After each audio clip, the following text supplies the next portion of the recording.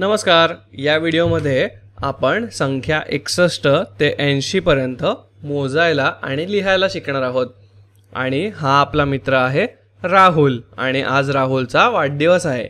तर राहुलच्या वाढदिवसानिमित्त त्याच्या बहिणीने आणि आईने असे छोटे छोटे कपकेक बनवायला लावलेले आहेत. तर आई आणि बहीण जे कपकेक बनवत आहे ते मोजण्यासाठी आईने राहुलला विचारलं की आत्तापर्यंत किती केक बनवून झाले हे तू मोजायला आम्हाला मदत करशील का? तर राहुल म्हणाला नक्कीच मी मदत करेन. आणि त्याने बघितलं की अशा प्रकारचे काही ट्रे या केकने भरलेले आहेत. आणि हे छोटे छोटे केक आहेत ना, यांना आपण कपकेकसुद्धा म्हणतो किंवा केकसुद्धा म्हणतो. तर अशा ट्रेमध्ये असे 10 केक भरलेले आहेत आणि एका ट्रेमध्ये 10 केक आहेत. म्हणजेच दशकांचा हा एक गट आहे. 10 म्हणजे किती? 1 दशक. आणि एका ट्रेमध्ये 10च केक मावतात, त्यामुळे एका ट्रेमध्ये 10 केक आहेत. चला आतापर्यंत किती केक बनवून झालेत हे आपण बघूया. तर राहुलने पाहिलं की आत्तापर्यंत इतके केक बनवून झालेले सुद्धा आहेत. मग त्याने मोजायला सुरुवात केलं.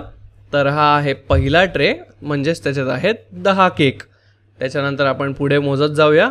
10 नंतर येतं 20, 30, 40, 50, 60 आणि हे पुढे किती आहेत? 1, 2 आणि 3. म्हणजे एकूण किती झाले? 60 अधिक 3 बरोबर 63 केक. वा, छान. तर राहुलने बघितलंय की आत्तापर्यंत 63 केक तयार झालेत. आणि तो आईला म्हणाला, आई आपण अजून केक बनवायला पाहिजेत कारण आपल्याकडे पाहुणे भरपूर येणार आहेत.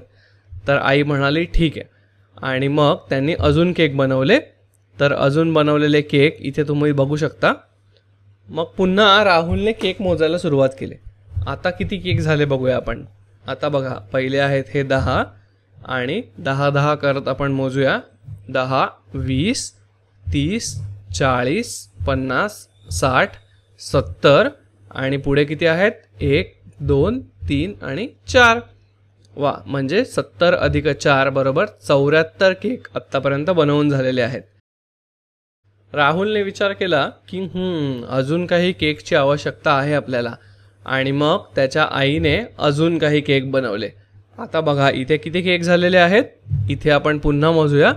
पहिले हे आहेत 10, नंतर 20, 30, 40, 50, 60, 70 आणि 80.